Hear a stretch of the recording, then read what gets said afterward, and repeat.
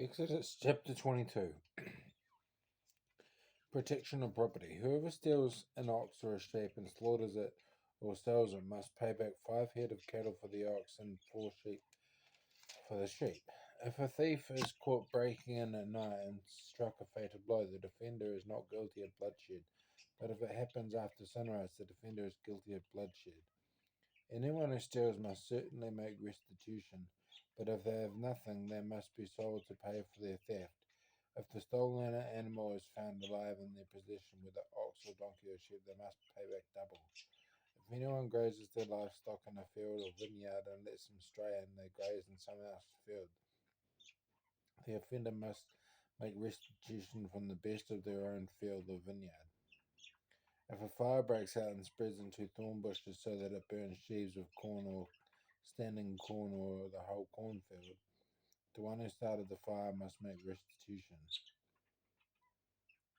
If anyone gives a neighbor silver or goods for safekeeping and they are stolen from the neighbor's house, the thief, if caught, must pay back double. But if the thief is not found, the owner of the house must appear before the judges and they must determine whether the owner of the house has laid hands on the other person's property.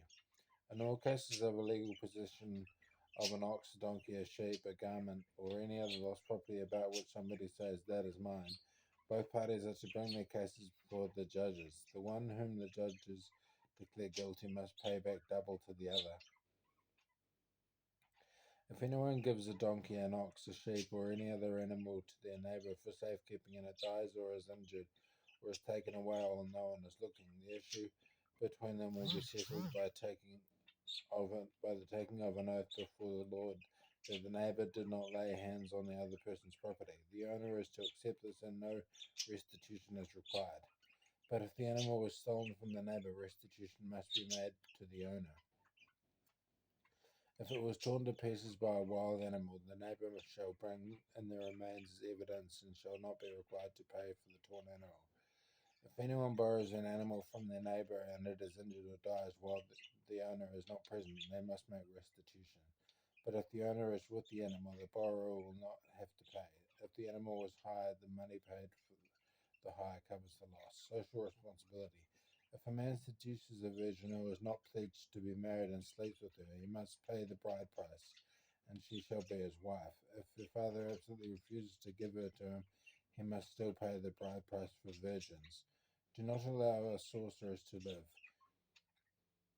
Anyone who has sexual relations with an animal is to be put to death. Whoever sacrifices to any other god than the Lord must be destroyed. Do not ill-treat or oppress a foreigner, for you were foreigners in Egypt. Do not take advantage of the widow or the fatherless. If you do, and they cry out to me, I will certainly hear their cry. My anger will be aroused, and I will kill you with the sword. Your wives will become widows, and your children fatherless. If you lend money to one of the people among you who is needy, do not treat it like a business deal. Charge no interest. If you take your neighbor's cloak as a pledge, return it by sunset, because that cloak is the only covering your neighbor has. What else can they sleep in? When they cry out to me, I will hear, for I am compassionate. Do not blaspheme God or curse the ruler of your people. Do not hold back offerings from your granaries or your vats. You must give me the firstborn of your sons. Do the same with your cattle and your sheep. Let them stay with their mother 7 days, but give them to me on the 8th day. You are to be my holy people, so do not eat the meat of an animal torn by wild beasts, throw it to the dogs.